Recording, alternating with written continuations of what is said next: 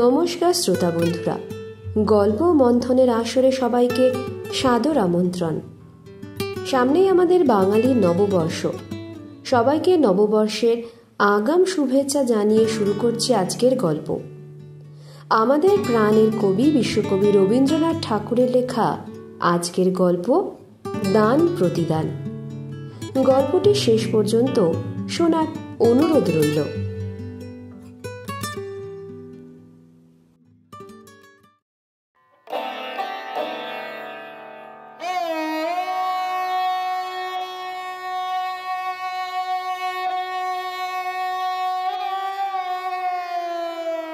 বড়গিন্নি যে কথাগুলি বলিয়া গেলেন, তাহার ধার যেমন তাহার বিষও তেমনি। যে হতভাগিনীর ওপর প্রয়োগ করিয়া গেলেন, তাহার চিত্তপুত্তলি একেবারে জ্বলিয়া জ্বলিয়া লুটিতে লাগিল। বিশেষত কথাগুলো তাহার স্বামীর উপলক্ষ করিয়া বলা, এবং স্বামী রাধামুকুন্দ তখন রাত্রের আহার সমাপন করিয়া অনতি দূরে বসিয়া তাম্বুলের সহিত তাম্রকূটধূম সংযোগ করিয়া খাদ্য পরিপাকে প্রবৃত্ত ছিলেন। কথাগুলো শ্রুতিপথে প্রবেশ করিয়া তাহার পরিপাকে যে বিশেষ ব্যাঘাত করিল, এমন বোধ হইল না। অবিচলিত গাম্ভীর্যের সহিত তাম্রকূট নিঃশেষ করিয়া অভ্যাসমতো যথাকালে শয়ন করিতে গেলেন। কিন্তু এইরূপ অসামান্য পরিপাক শক্তি সকলের নিকটে প্রত্যাশা করা যাইতে পারে না। রাসমণি আজ শয়নগৃহে আসিয়া স্বামীর সহিত এমন ব্যবহার করিল, যাহা ইতিপূর্বে সে কখনো করিতে সাহস করে নাই। অন্যদিন শান্তভাবে শয্যায় প্রবেশ করিয়া নীরবে স্বামীর পদ সেবায় নিযুক্ত হইত। আজ একেবারে সবেগে কঙ্কন ঝঙ্কার করিয়া স্বামীর প্রতি বিমুখ হইয়া বিছানার একপাশে শুইয়া পড়িল এবং ক্রন্দনা বেগে শয্যাতল কম্পিত করিয়া তুলিল। রাধামুকুন্দ তৎপ্রতি মনোযোগ না দিয়ে একটা প্রকাণ্ড পাশ বালিশ আঁকড়িয়া ধরিয়া নিদ্রার চেষ্টা করিতে লাগিলেন। কিন্তু তাহার এই ঔদাসীন্যে স্ত্রীর অধৈর্য উত্তরোত্তর বাড়িয়া উঠিতেছে দেখিয়া অবশেষে মৃদু গম্ভীর স্বরে জানাইলেন যে তাহাকে বিশেষ কার্যবশত ভোরে উঠিতে হইবে, এক্ষণে নিদ্রা আবশ্যক। স্বামীর কণ্ঠস্বরে রাসমণির ক্রন্দন আর বাধা মানিল না, মুহূর্তে উদ্বেলিত হইয়া উঠিল। রাধামুকুন্দ জিজ্ঞাসা করিলেন, কি হইয়াছে? রাসমণি উচ্ছ্বসিত স্বরে কহিলেন, শোনো নাই কি? শুনিয়াছি, কিন্তু বউ ঠাকুরন একটা কথাও তো মিথ্যা বলেন নাই। আমি কি দাদার অন্যায় প্রতিপালিত নহি? তোমার এই কাপড় চোপড় গহনাপত্র এ সমস্ত আমি কি আমার বাপের কড়ি হইতে আনিয়া দিয়াছি?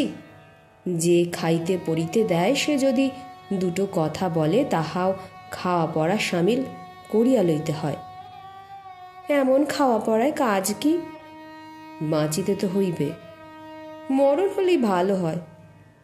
যতক্ষণ না হয় ততক্ষণ একটু ঘুমাইবার চেষ্টা করো, আরাম বোধ করিবে।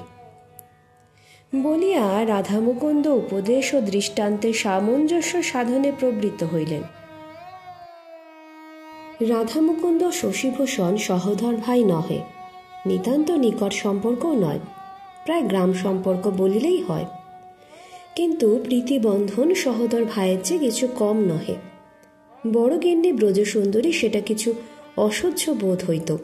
বিশেষত শশীভূষণ দেওয়া থোয়া সম্বন্ধে ছোট বউয়ের অপেক্ষা নিজ স্ত্রীর প্রতি অধিক পক্ষপাত করিতেন না।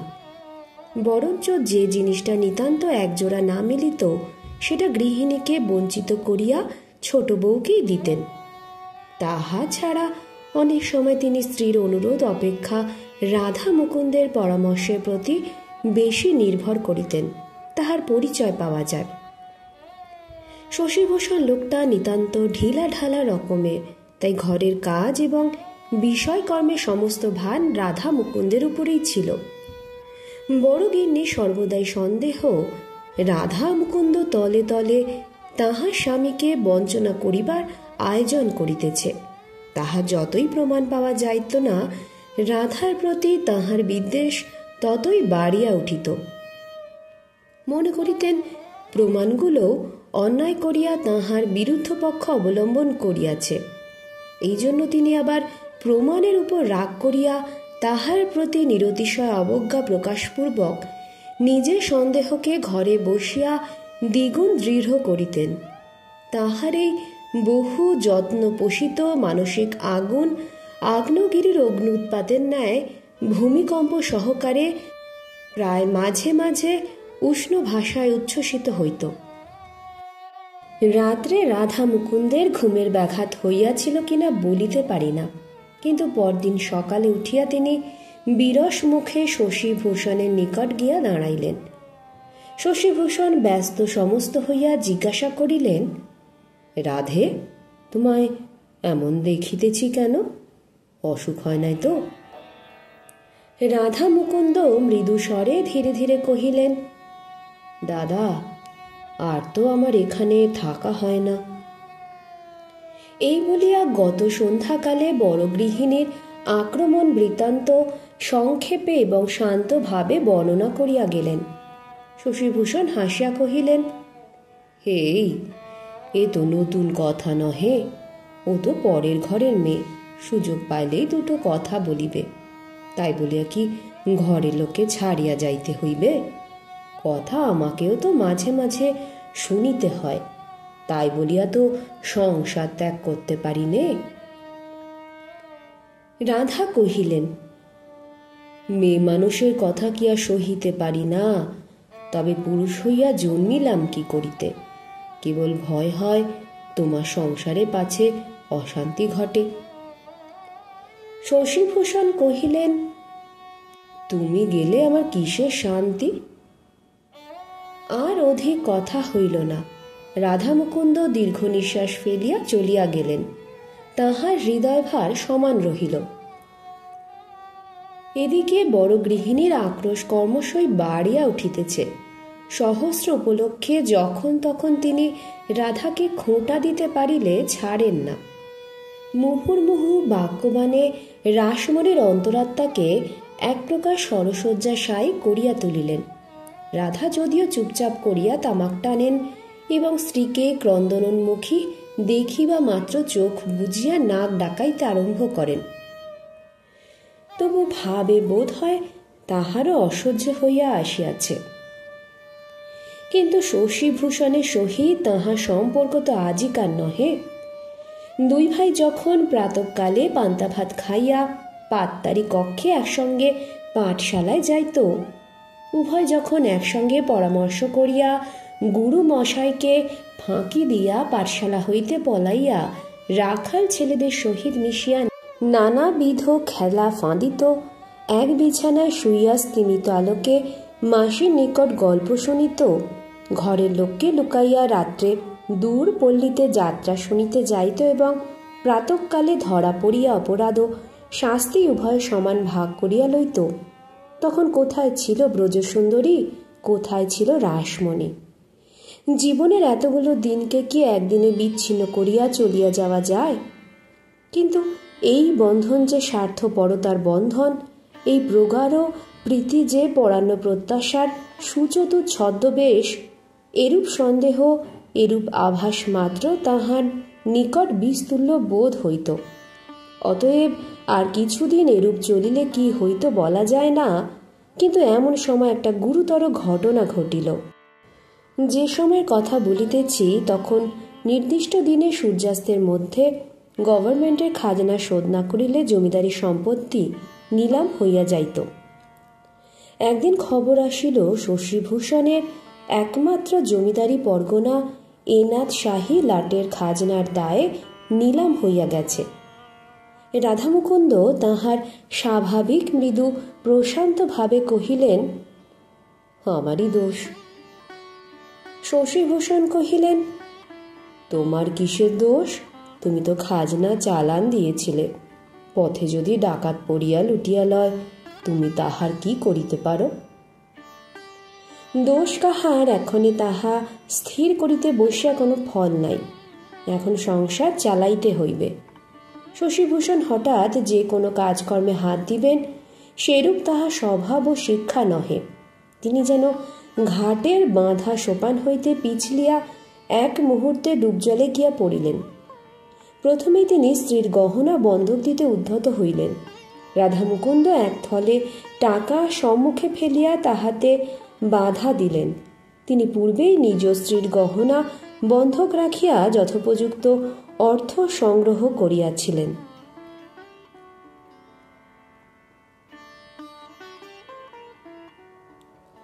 সংসারে একটা মহৎ পরিবর্তন দেখা গেল। সম্পদকালে গৃহিণী যাহাকে দূর করিবার সহস্র চেষ্টা করিয়াছিলেন, বিপদকালে তাহাকে ব্যাকুলভাবে অবলম্বন করিয়া ধরিলেন। এই সময় দুই ভ্রাতার মধ্যে কাহার উপরে অধিক নির্ভর করা যাইতে পারে তাহা বুঝিয়া লইতে তাহার বিলম্ব হইল না। কখনো যে রাধামুকুন্দের প্রতি তাহার তিলমাত্র বিদ্বেষ ভাব ছিল, এখন আর তাহা প্রকাশ পায় না। রাধামুকুন্দ পূর্ব হইতেই স্বাধীন উপার্জনের জন্য প্রস্তুত হইয়াছিল। নিকটবর্তী শহরে সে মুক্তারি আরম্ভ করিয়া দিল। তখন মুক্তারি ব্যবসায়ে আয়ের পথ এখনকার অপেক্ষা বিস্তৃত ছিল এবং তীক্ষ্ণ বুদ্ধি সাবধানী রাধামুকুন্দ প্রথম হইতেই পয়সা জমাইয়া তুলিল। ক্রমে সে জেলার অধিকাংশ বড় বড় জমিদারের কার্যভার গ্রহণ করিল। এক্ষণে রাসমণির অবস্থা পূর্বের ঠিক বিপরীত। এখন রাসমণির স্বামীর অন্নে শশীভূষণ এবং ব্রজসুন্দরী প্রতিপালিত। সেই কথা লইয়া সে স্পষ্ট কোনো গর্ব করিয়াছিল কিনা জানি না, কিন্তু কোনো একদিন বোধ করি আভাসে ইঙ্গিতে ব্যবহারে সেই ভাব ব্যক্ত করিয়াছিল। বোধ করি দিমাকের সহিত পা ফেলিয়া এবং হাত দুলাইয়া কোনো একটা বিষয়ে বড় গিন্নির ইচ্ছার প্রতিকূলে নিজের মনোমত কাজ করিয়াছিল, কিন্তু সে কেবল একটি দিন মাত্র। তাহার পরদিন হইতে সে যেন পূর্বের অপেক্ষাও নম্র হইয়া গেল, কারণ কথাটা তাহার স্বামীর কানে গিয়াছিল এবং রাত্রে রাধামুকুন্দ কি কি যুক্তি প্রয়োগ করিয়াছিল ঠিক বলিতে পারি না। পরদিন হইতেই তাহার মুখে আর রা রহিল না, বড়গিন্নি দাসীর মতো হইয়া রহিল। শোনা যায় রাধামুকুন্দ সেই রাত্রেই স্ত্রীকে তাহার পিতৃভবনে পাঠাইবার উদ্যোগ করিয়াছিল এবং সপ্তাহকাল তাহার মুখ দর্শন করে নাই। অবশেষে ব্রজসুন্দরী ঠাকুরপুর হাতে ধরিয়া অনেক মিনতি করিয়া দম্পতির মিলন সাধন করাইয়া দেন এবং বলেন, ছোট বউ তো সেদিন আসিয়াছে, আর আমি কতকাল হইতে তোমাদের ঘরে আছি ভাই। তোমাতে আমাতে যে চিরকালে প্রিয় সম্পর্ক, তাহার মর্যাদা ও কি বুঝিতে শিখিয়াছে? ও ছেলে মানুষ, উহাকে মাপ করো। রাধামুকুন্দ সংসার খরচে সমস্ত টাকা ব্রজসুন্দরীর হাতে আনিয়া দিতেন। রাসমণি নিজের আবশ্যক ব্যয় নিয়ম অনুসারে অথবা প্রার্থনা করিয়া ব্রজসুন্দরীর নিকট হইতে পাইতেন। গৃহমধ্যে বড়গিন্নির অবস্থা পূর্বাপেক্ষা ভালো বই মন্দ নহে, কারণ পূর্বেই বলিয়াছি শশীভূষণ স্নেহবশে এবং নানা বিবেচনায় রাসমণিকে বরঞ্চ অনেক সময় অধিক পক্ষপাত দেখাইতেন। শশীভূষণের মুখে যদিও তাহার সহজ প্রফুল্ল হাস্যের বিরাম ছিল না, কিন্তু গোপন অসুখে তিনি প্রতিদিন কৃশ হইয়া যাইতেছিলেন। আর কেহ তাহা ততটা লক্ষ্য করে নাই। কেবল দাদার মুখ দেখিয়া রাধার চক্ষে নিদ্রা ছিল না। অনেক সময় গভীর রাত্রে রাসমণি জাগ্রত হইয়া দেখিত, গভীর দীর্ঘ নিঃশ্বাস ফেলিয়া অশান্তভাবে রাধা এপাশ ওপাশ করিতেছে। রাধা মুকুন্দ অনেক সময় শশীভূষণকে গিয়া আশ্বাস দিত, তোমার কোনো ভাবনা নাই দাদা, তোমার পৈতৃক বিষয় আমি ফিরাইয়া আনিব, কিছুতেই ছাড়িয়া দিব না, বেশি দিন দেরিও নাই। বাস্তবিক বেশি দিন দেরিও হইল না। শশীভূষণের সম্পত্তি যে ব্যক্তি নিলামে খরিদ করিয়াছিল, সে ব্যবসায়ী লোক, জমিদারের কাজে সম্পূর্ণ অনভিজ্ঞ। সম্মানের প্রত্যাশায় কিনিয়াছিল, কিন্তু ঘর হইতে সদর খাজনা দিতে হইত, 1 পয়সা মুনাফা পাইত না। রাধামুকুন্দ বৎসরের মধ্যে 2-1 বার লাঠিয়াল লইয়া লুটপাট করিয়া খাজনা আদায় করিয়া আনিত। প্রজারাও তাহার বাধ্য ছিল। অপেক্ষাকৃত নিম্ন জাতীয় ব্যবসাজীবী জমিদারকে তাহারা মনে মনে ঘৃণা করিত এবং রাধা মুকুন্দের পরামর্শে ও সাহায্যে সর্বপ্রকারেই তাহার বিরুদ্ধাচারণ করিতে লাগিল। অবশেষে সে বেচারা বিস্তর মকদ্দমা মামলা করিয়া বারবার অকৃতকার্য হইয়া এই ঝঞ্ঝাট হাত হইতে ঝাড়িয়া ফেলিবার জন্য উৎসুক হইয়া উঠিল। সামান্য মূল্যে রাধামুকুন্দ সেই পূর্ব সম্পত্তি পুনর্বার কিনিয়া লইলেন। লেখায় যত অল্পদিন মনে হইল আসলে ততটা নয়। ইতিমধ্যে প্রায় 10 বৎসর উত্তীর্ণ হইয়া গিয়াছে।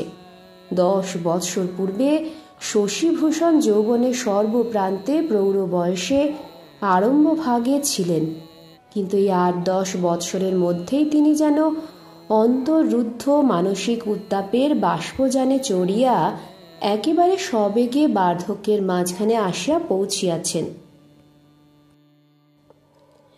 পৈতৃক সম্পত্তি যখন ফিরিয়া পাইলেন তখন কি জানি কেন আর তাহার তেমন প্রফুল্ল হইতে পারিলেন না।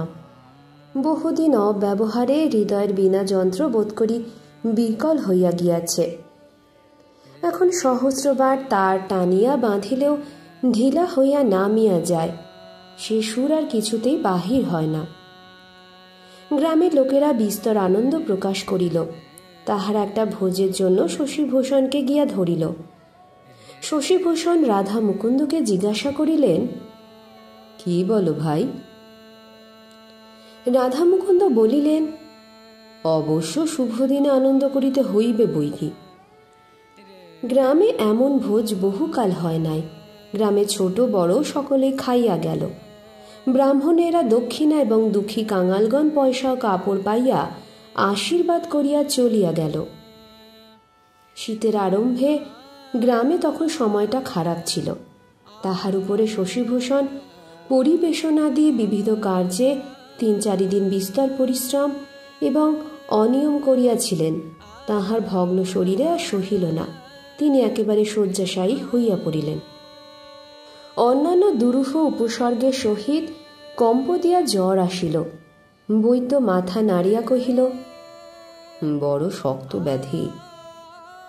রাত্রি 2-3 প্রহরের সময় রোগীর ঘর হইতে সকলকে বাহির করিয়া দিয়া রাধা মুকুন্দ কহিলেন, দাদা, তোমার অবর্তমানে বিষয়ের অংশ কাহাকে কিরূপ দিব সেই উপদেশ দিয়া যাও। শশীভূষণ কহিলেন, ভাই, আমার কি আছে যে কাহাকে দিব? রাধা মুকুন্দ কহিলেন, সবই তো তোমার। শশীভূষণ উত্তর দিলেন, এককালে আমার ছিল, এখন আমার নহে। রাধা মুকুন্দ অনেকক্ষণ চুপ করিয়া বসিয়া রহিল। বসিয়া বসিয়া শয্যার এক অংশের চাদর 2 হাত দিয়া বারংবার সমান করিয়া দিতে লাগিল। শশীভূষণের শ্বাসক্রিয়া কষ্টসাধ্য হইয়া উঠিল।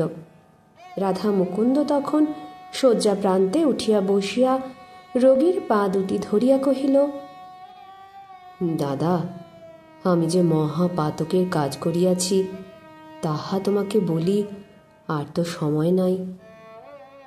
শশীভূষণ কোনো উত্তর করিলেন না। রাধা মুকুন্দ বলিয়া গেলেন।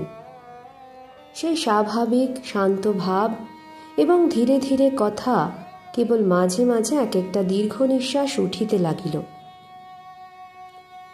দাদা, আমার ভালো করিয়া বলিবার ক্ষমতা নাই। মনের যথার্থ যে ভাব সে অন্তর্যামী জানেন, আর পৃথিবীতে যদি কেহ বুঝিতে পারে তো হয়তো তুমি পারিবে। বালককাল হইতে তোমাতে আমাতে অন্তরে প্রভেদ ছিল না, কেবল বাহিরে প্রভেদ। কেবল এক প্রভেদ ছিল, তুমি ধনী, আমি দরিদ্র। যখন দেখিলাম এই সামান্য সূত্রে তোমাতে আমাতে বিচ্ছেদের সম্ভাবনা ক্রমশই গুরুতর হইয়া উঠিতেছে, তখন আমি সেই প্রভেদ লোপ করিয়াছিলাম। আমি সদর খাজনা লুট করাইয়া তোমার সম্পত্তি নিলাম করিয়াছিলাম।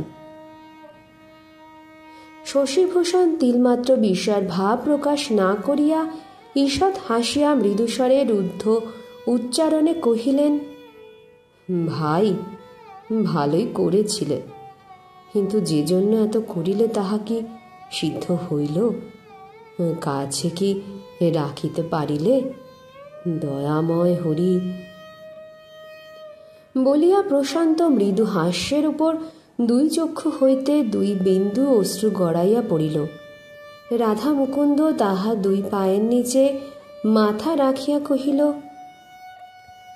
দাদা, মাফ যদি করিয়াছ তবে তোমার এই সম্পত্তি তুমি গ্রহণ করো, রাগ করিয়া ফিরাইয়া দিও না।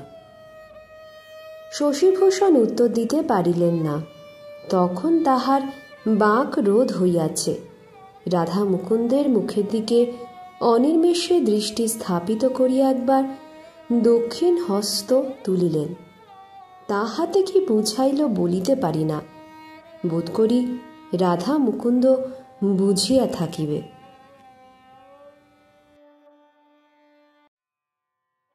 আজকের গল্প আপনাদের কেমন লাগলো কমেন্ট করে জানাবেন। লাইক করলে ভীষণ খুশি হব। নতুন শ্রোতা বন্ধু হলে পরবর্তী গল্পের নোটিফিকেশন পেতে চ্যানেলটি অবশ্যই সাবস্ক্রাইব করে যাবেন। অন্য গল্প নিয়ে খুব তাড়াতাড়ি আবার আসব। ভালো থাকবেন সবাই।